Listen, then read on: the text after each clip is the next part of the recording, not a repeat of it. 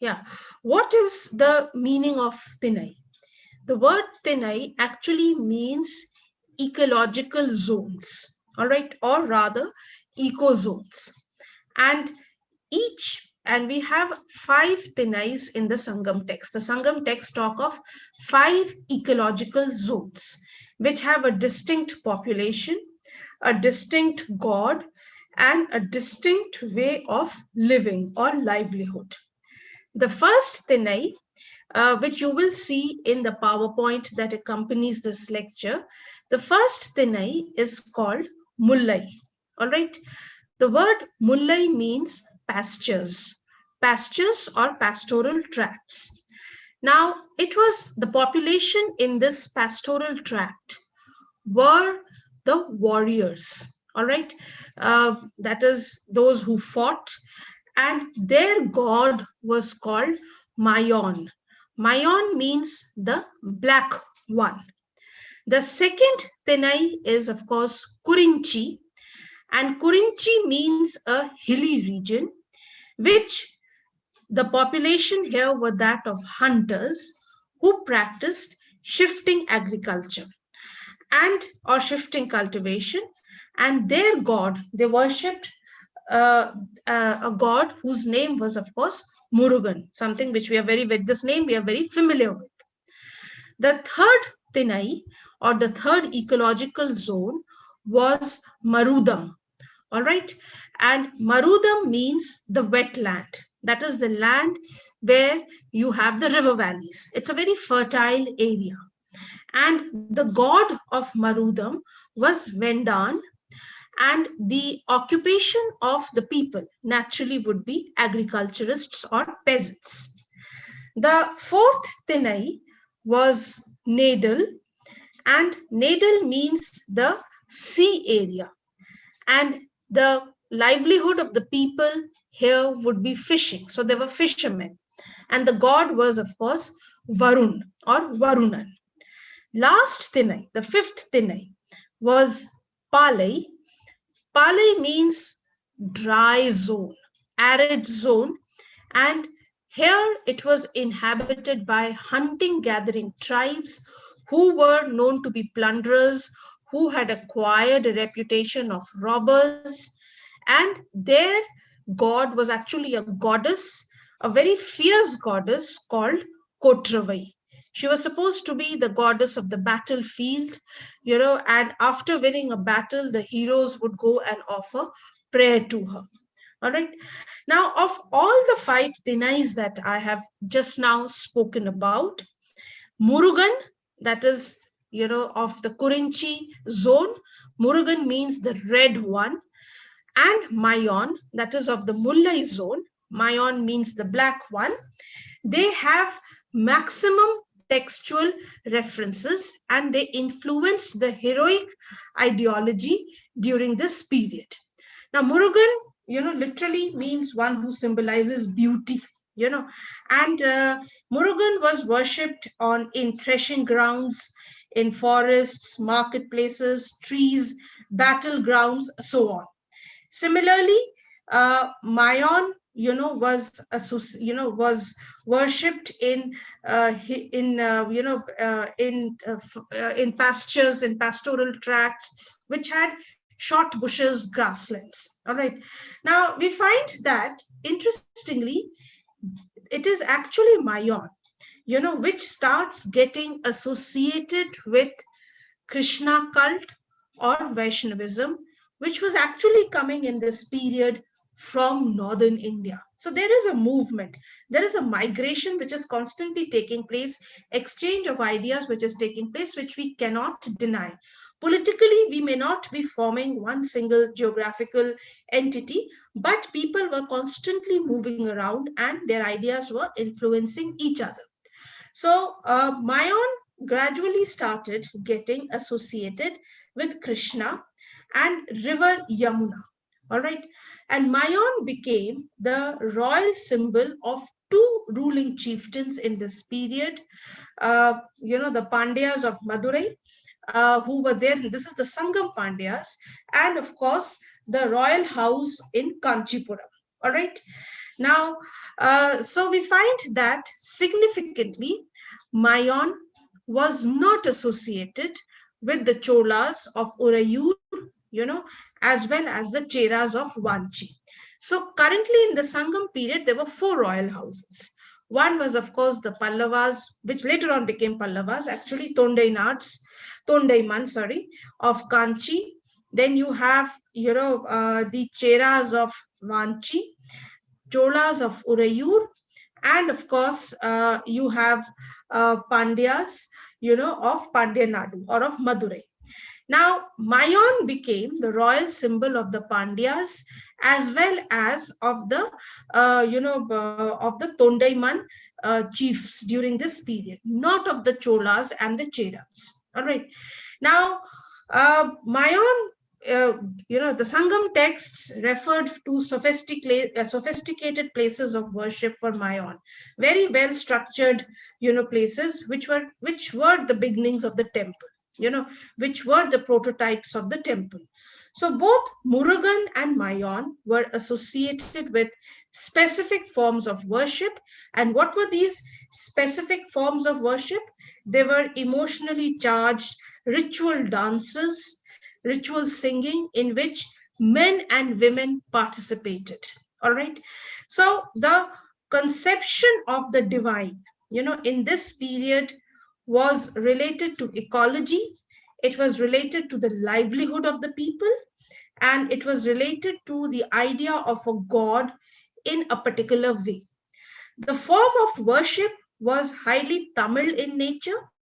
It was sensuous, it was ecstatic, and this form of religiosity was now going to interact gradually with the ideas which were coming in, which was that of bhakti. All right. Now we find that gradually we find that forms of worship emerge. That is, the actual forms of worship, actual forms of God start emerging during this period. And the northern epic Puranic ideas now start influencing the Tinai concept as well as their ideas of religiosity. So you have the Tamil Tinai folk, rituals interacting now with the epic Puranic gods and their rituals. So what is the result? The result is that the Tamil gods, they acquire, or they become like the epic Puranic gods. So Murugan is joined with Skand or Kartik, that is who was the god of war. Mayon was identified with Vishnu. All right. So you have now Vishnu and you have Kartik coming up, who later on, gets identified with Shiva. And you have now what happens to the other three gods, Vendan, who belonged to the, to the agricultural tract, and Varunan, who belonged to the seashore. They become completely marginalized. We don't hear of them again. All right.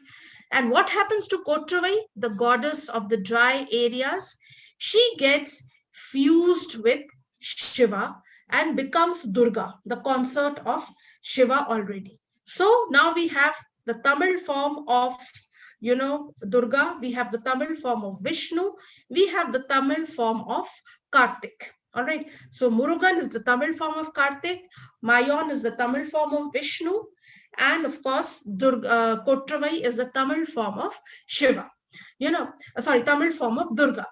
Now, interestingly, Shiva does not find any mention during this period. Now, we find that the entire combination, of the northern and the southern motifs manifested in various incarnation myths, various avatar myths of Krishna, particularly the Vamana myths and the Varaha myths were very, very popular during this period. The concept of Krishna also becomes very popular. Krishna as a cowherd hero, the lover of gopis, so on and so forth. He becomes very, very, famous during this period. Now, this is, of course, for a certain point of time. Now, gradually we find another set of texts, Sangam texts, around late 5th century, which articulate two most important ideas, which have arisen because of the interaction with the Puranic texts.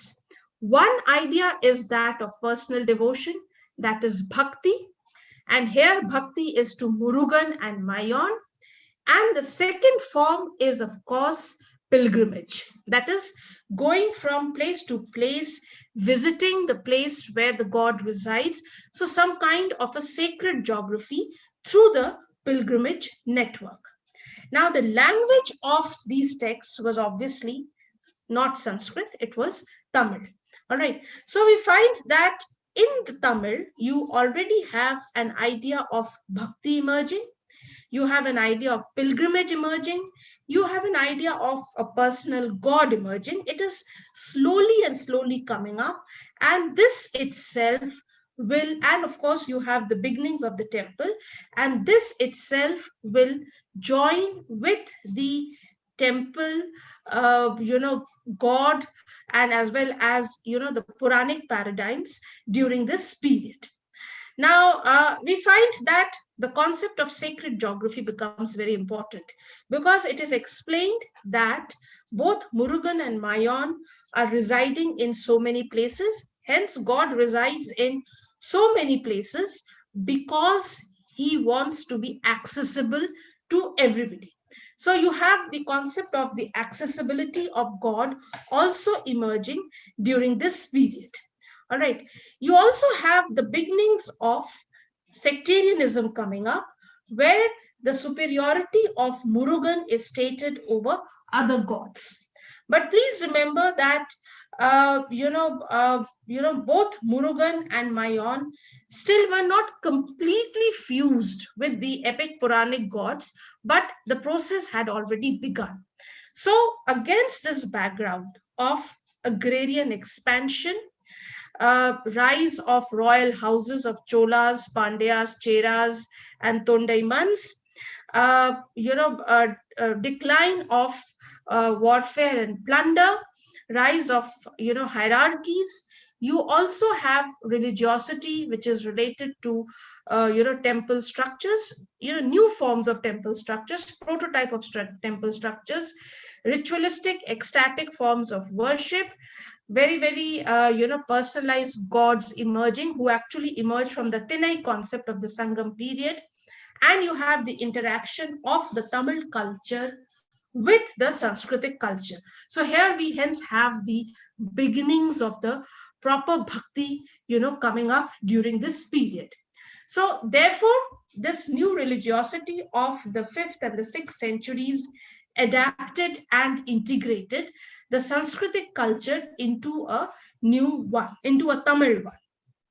Now, the Sangam texts, please let us not forget, also refer to other religious traditions like the Jainisms and Buddhism, all right, which were shown to be flourishing in mercantile urban centers, all right. But we find that gradually when we come to the 6th 7th century, their marginalization already begins. Now hence we have a well structured religious thought of bhakti with a sacred space defined in the notion of temple, sacred geography promoting the idea of pilgrimage, and finally the collective mode of worship. All right. Now, all this in the later centuries become the basis of the rise of the Shaiva and Vaishnava communities. All right. Now we come to the next section. So the next section is actually primarily from the 7th to the 9th centuries. Now, from the 7th to the 9th century, a personalized religious attitude emerged that focused on intense devotion to a single god, Shiva or Vishnu. And this is what is called bhakti, whose roots or whose beginnings are laid before, but in the 7th century, they develop very strongly. Now, the idea of bhakti to a personal god, that is to Shiva or Vishnu, was for the first time reflected very clearly in the hymns of the Nayanmars and the Alvars. I told you before, the Nayanmars are the Shaiva saints and the Alvars are, of course, the Vaishnava saints. Now, collectively, even today, their hymns are very popular. They are sung in the, in the South Indian households. People still worship the Alvars, and the Nayanars or the Nayanmars. The hymns of the Nayanmars are called Tevaram, which means literally the house of God or the body of God. And the hymns of the Alvars are called Prabandham. Actually, there are 4,000 in nature. So it's actually Nalayira Divya Prabandham. That is 4,000. Nalayira is 4,000. Divya is holy. So 4,000 holy hymns. All right. Now, these two, Tevaram and Prabandham, that is the hymns of the Nayanars and the Alvars, they actually are very crucial for us to understand the religious traditions, and they also registered, these hymns also registered systematic synthesis of different kinds of religious ideas which existed before. Now, just to have a recapitulation, what were these religious ideas? Number one, the Tamil folk religiosity, which is characterized in the Sangam texts, where you have emotional intensity, sensuousness. Two, you have the Tinai concept. Three, you have the literary, style of Agam and Puram themes. Fourth, you have the epic Puranic concept. And fifth, of course, you have the rudimentary ideas of Bhakti. So this is what was existing before the 7th century. I repeat again, just to kind of, so that it's clear to us. One is, of course, the Tamil folk religiosity of sensuous emotional intensity. Two is the Tinai concept. Third is the Agam and the Puram themes. Fourth is, of course, where you're talking about warfare. Fourth is, of course, the Brahminical concept in the epic and the Purans. And the fifth is, of course, the new idea of Bhakti. So you have the, the Sangam, the Tinais, the new ideas of Bhakti, all of them coming together in the hymns of the Alvars and the Nayanars. If you read the hymns of the Alvars and the Nayanars, the translations are very freely available. You will find that the way they articulate their devotion is actually through the integration of these five things. They're talking about a God residing in a particular geographical location. They're talking about bhakti. They're talking about warfare, heroism, and so on and so forth. And they're talking about emotional, sensuous forms of worship. Now, thus we find that the kind of God which they both portrayed, they, of course, they combined intense emotional devotion and a strong desire of union with God. And they emphasized on the fact that singing the hymns to the God was the best form of worship. According to them, singing the hymns to the God was superior to chanting of the Sanskrit mantras. So, and when we look at all their hymns together, we find that there's a certain systematic development of religiosity. For example, the hymns of the Vaishnava saints, that is Alvars, they begin with emotional, intensity and eroticism. So, which shows that these first three Alvars were closer to the Sangam period. Then, of course, we have the Bhakti of the other Alvars, which is slightly structured, and so on and so forth. All right. Now, gradually, it is in the hymns of the Nayanmars that we find Shiva becoming the ideal hero. So Shiva starts, replacing Murugan as the ideal hero, and Murugan becomes now the son of Shiva. So the Nayanmars conceptualize Shiva as the warrior god, fighting battles and warding away evils. They're not conceptualizing Murugan at all. All right. And they also point out that following are the various places where Murugan actually lived in. All right. So simultaneously, the context of Shaivism developed. And while it developed, there was the inclusion of Murugan as the son of Shiva and of course Kotravai, that is Durga, as the consort of Shiva.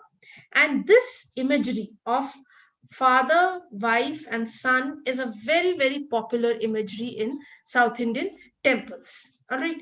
Now we find that uh, what were the ideas which were present in these hymns.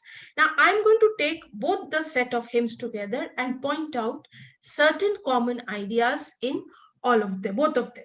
Of course, we know that they both of them had a very attitude of intense religious devotion to a single god, and the hymns projected that similarity, but they also had differences which made them distinct.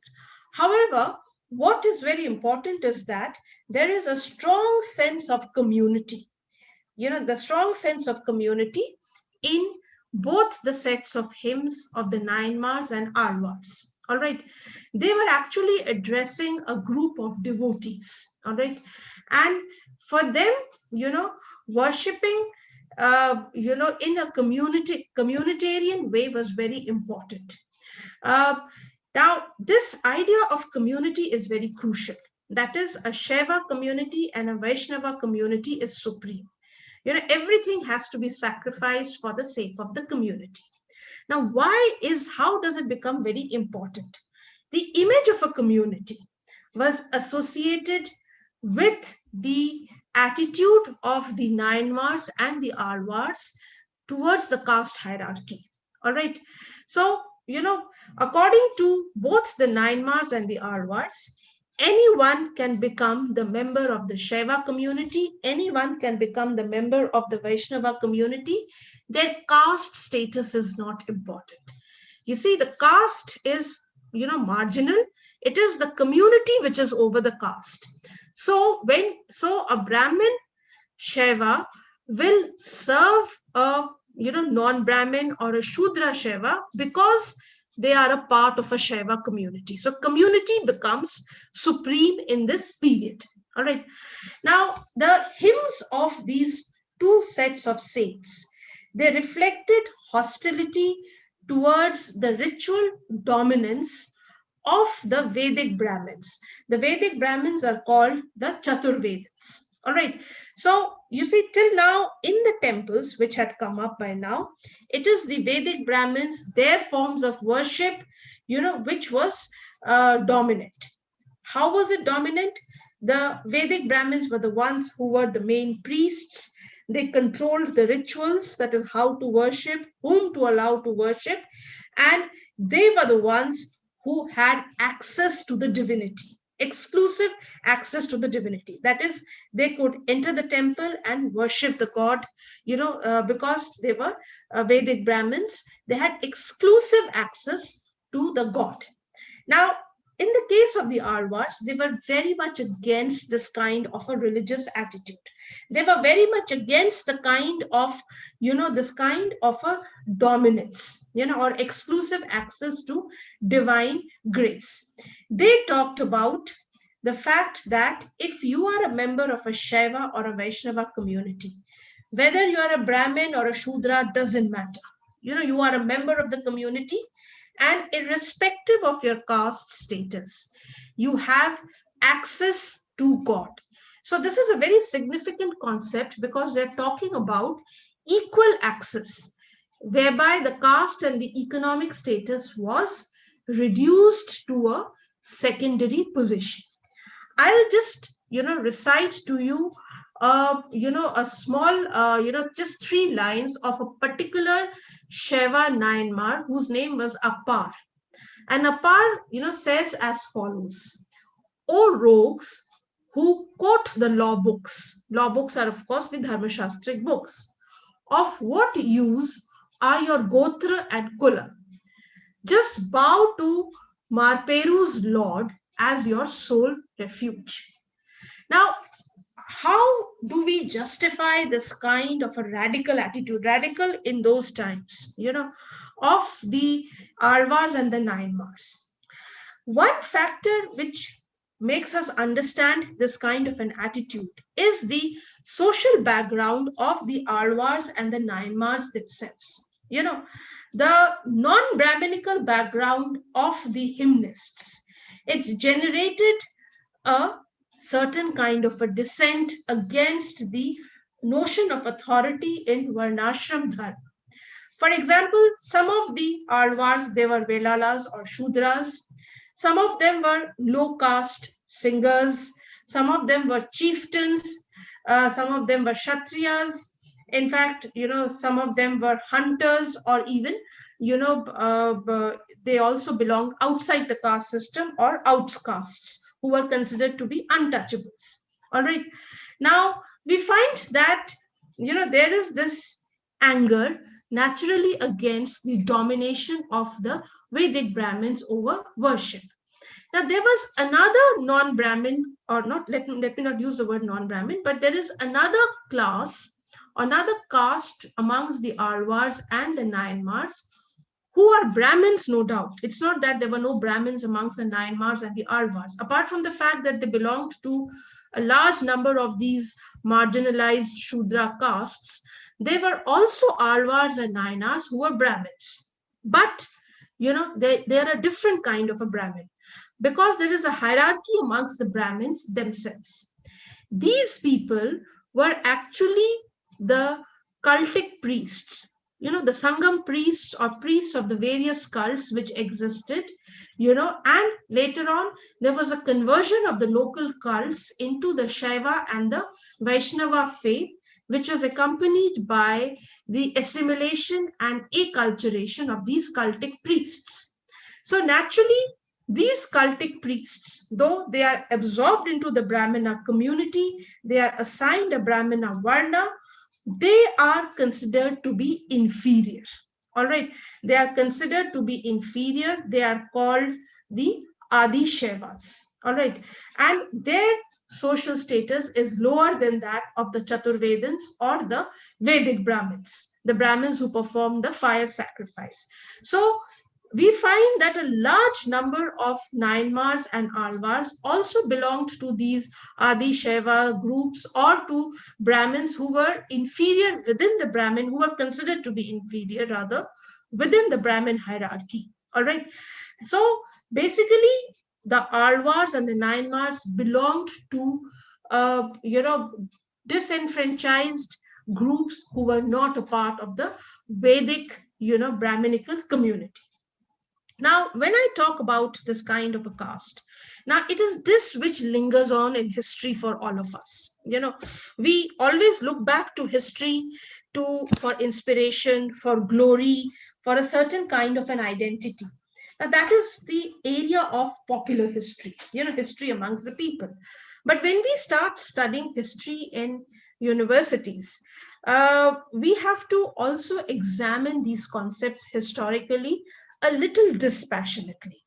So while there is a strong rejection of the caste hierarchy, please mind you, I'm very carefully articulating this word, not against the caste, not against Varna, but caste hierarchy. That is, why should the Vedic Brahmins have access in the temple? Why should the Vedic Brahmins pray to God? Anybody can pray irrespective of the caste status, as long as they belong to the Vaishnava or the Shaiva community. Service to the community is more important than service to a Brahmin. All right. Now, very, very radical ideas, and it's not that they were not, upheld. They were upheld. However, if we analyze their ideas of protest and dissent, we find that it was not an outright rejection of the Varna system. It's not that they said, do away with the caste system. Rather, an alternative was being provided in the concept of a community of bhakta, in which the caste status was not done away with. It was not said that, we will not have caste from today.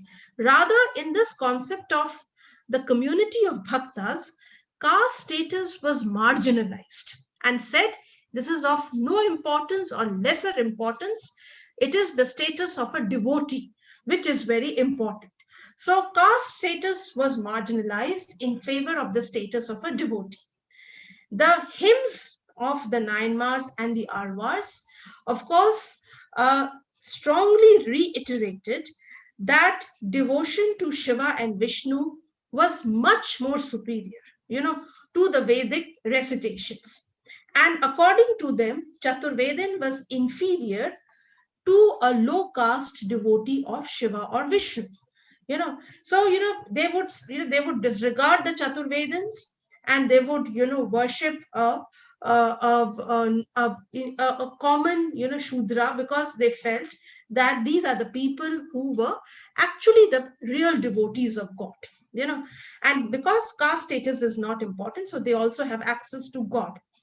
Second thing which the Alvars and the Nainmars did, they said that the Chaturvedin Brahmins are expressing themselves in Sanskrit to God, and we don't know Sanskrit. So what? Just because we don't know Sanskrit, that doesn't mean that we can't express our emotions to God. We'll express it in Tamil. So they considered Tamil as a sacred language. Gradually, their hymns were considered, or were given the status of Vedas. That is, we have the concept of the Dravida Vedas or the Tamil Vedas, which are the hymns of the Alvars and the Nainmars, and they're considered to be as sacred as the four Vedas themselves. All right. So the service to a member of the community was far more, superior to the caste identity, and this was something which was articulated in this period. Now, we find that in this particular period, we also have, a certain kind of animosity. When they're talking of, on one hand, they talk of protest and dissent. All right. But we also have, a certain kind of animosity against other communities. Uh, Interestingly, this animosity was stronger in Shaivism, but Shaivism were far more inclusivistic, because it included not only the Tamil Shaivas, but it also included other Shaiva sects like the Kapalikas and, of course, the Viratis, who were otherwise, completely ignored or completely, sort of done away with. To highlight the idea of community, the notion of pilgrimage further became very important. So it was said that anyone can travel all over and worship God wherever he is there. So we find that a concept of a sacred geography comes out. So according to the Nainars in their hymns, there are 274 Shaiva sites. All right. Whereas, in the case of the Vaishnavas, there are 108 sites, out of which 90 are in this world. The others are, of course, in the other world. Now, the discourse against caste and the messianic notion of the community that included, the devotees from diverse background has led many scholars to conclude that Bhakti movement was a radical protest against the conservative social norms. Undoubtedly, as I said, the element of protest was present, but they should not be overstressed. In fact, the religion of the hymnists, that is the Alvars and the Nainvars, was influenced by the political, social environment in which they were, settled. And we find that there was a certain conservative attitude in them.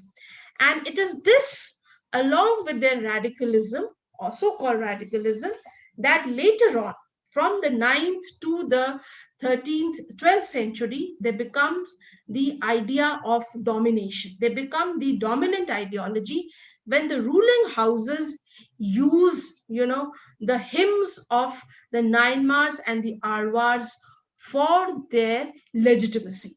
So the way devotion was expressed, in terms of heroism, in terms of, the Tamil language, etc., we find that, this was a period where so many changes were happening, that bhakti, the ideas of bhakti also, which were actually ideas of protest and dissent, they also gradually become the ideas of domination. Now, I'll give you a couple of examples to explain. First of all, we find that temple suddenly emerges very popularly during this period. The Bhakti saints are talking about temples, they're talking of a sacred geography, and they are saying that God is located in 108 places or 289 places or so on and so forth. Now, we find that there's a sense of community which is there. So, then they're talking about spontaneity of bhakti and the fact that there is a temple life, which is there. Now, what is interesting is that the way the service in the temple was conceptualized, it was conceptualized by adopting the royal paraphernalia. Please remember that this is a period when the Cholas have also come to power, and so the royal paraphernalia was adopted, in the conception of the God in the hymns of the Bhakti saints themselves, which is, of course, predating the establishment of the Cholas. So, for example, Vishnu is explained as wearing so many jewels, dressed up so beautifully with his consort, who are equally dressed up in the hymns. Shiva is, discussed in a particular way of a very strong warrior. Now, all these are used by the Chola rulers, for their royalty. And we find that even in the temples, the god is conceptualized in this fashion. We find that in the hymns, the gods' antiques, their exploits are referred in a very, warlike manner. Their fight over the demons, etc. This is something which impresses, even the Chola rulers who use this political metaphor, of war and victory for themselves. So, what is happening is that the life in the temple starts imitating the life in the palace. The way the king is being dressed, the way king is projecting himself is inspired by the bhakti ideology. That is the way the god in the temple is also portrayed. Hence, we find that the term or the etymology of the temple in Tamil in this period also becomes Kovil. Now, in the Sangam period, Kovil meant, was a palace. Now, even a temple becomes Koil, which means that a political metaphor is being used, to define a devotional metaphor or a devotional status. So, both the divinity and the royalty have power and status. And this is actually coming from the hymns of the Nayanmars and the Alvars, who the way they are describing Shiva and Vishnu. All right. So the temple and its deity on one hand, for the Nayanmars and the Anvars, had a philosophical importance, had a theological importance, which was that God is accessible to people in whichever way they walked. But the way in which God is accessible, that is little different. He's accessible as a warrior, he's accessible as a hero, he's accessible as a well-dressed person, so on and so forth. So along with the theological importance, you also have the materiality, which is also coming together in this period. So bhakti of the Nayanmars and the Alvars popularized the sacred geography, popularized the temple, popularized the religion, and of course this was taken by the Chola royalties themselves. So the rhetoric against caste is there, but we should not exaggerate it, we should not over romanticize it, because it was not an outright rejection of caste. Rather, it was the rearrangement of the caste hierarchy, that why should Brahmins have access? They are not important. Those who are not Brahmins, those who are Shudras will also have access. They are far more important because they are devoted to God. All right. So we find that what is happening is that gradually the hymns of the Alvars provide a basis through which a nexus is established between royalty and religion. So royal patronage and religion now start going hand in hand. So the protest was against Brahmin exclusivism in the performance of the rituals, not against Brahmins being in the rituals. That is not something which is, spoken against. But Brahmins should not be dominant. All right. Secondly, which is very important, the Alvars could not, and they did not give up. They also had their ideas of superiority. And for them, the language Sanskrit as well as Vedas, it stuck in their mind as a superior language. So the metaphor or the comparison of the Vedas and the Sanskrit became very important for them. All right. So, for example, Tamil, Tamil is supposed to be like Sanskrit. That is what they say. They talk about Tamil Vedas. All right. So the importance of Vedas is not ignored. Although Tamil receives an importance as a sacred language, it was considered an alternative to the Sanskrit Vedas, there's no doubt, but the importance of Vedas was never ignored. Rather, a Vedic status was attributed to the Tamil hymns. All right. So Shiva and Vishnu were supposed to be instrumental in revealing the Vedas to the world. The stress was on accessibility of the Vedas that cut across all caste barriers, and rather than limiting it to the Brahmins solely. So the Bhakti movement in early medieval South India, representing the temple-based religion of the Agamic Puranic Hinduism, actually in many ways legitimized the social structure based on Brahminical principles. And later on, this very idea of descent in devotion became the idea of dominance, became the channel for transmission of royal authority. Now, we also find that there is a strong, because there is a constant competition. Now, between the 8th and the, say from 8th century onwards, there's a huge competition for royal patronage. All right. So what happens is that because of this competition of royal patronage, we find that the Bhakti movement also acquires deep sectarianism. That is hatred against one another, conflict against one another. Now, this was already present even in the hymns of the Alvars and the Nainars, where they are cursing each other, where they're fighting against each other, not only against each other, but in the most violent terms against the Jains and the Buddhists. All right. So we find that there is a huge criticism against rival religious communities, Jainism and Buddhism, which were very popular in the Tamil region. In fact, there is a story of Pallava ruler Mahendra Barvan I, who was a Jain himself. And later on, it is said that at the behest of a Nayanmar, he converted into Shaivism. All right. So when you read between the lines, we find that there is a rivalry. There's a tension between the Jains and the Shaivas during this period because they wanted to attract patronage. The Shaivas wanted to attract the patronage of the rulers, during this period. It is also likely, though of course it cannot be proven, that the aversion of the Bhakti saints was a bit regional against the Jains and the Buddhist monks, because probably the Jains and the Buddhist monks had arrived from the Kannada and the Telugu region into the Tamil country. But it was not, it's not proven, but it is a view which some of the historians give. So it was not actually social protest, but strident criticism against Jainism and Buddhism that made the idea of a community stronger. In fact, one of the ways in which community boundaries were very clearly defined was that we are not like the Shramanas. We are not like the Jains and the Buddhists during this period.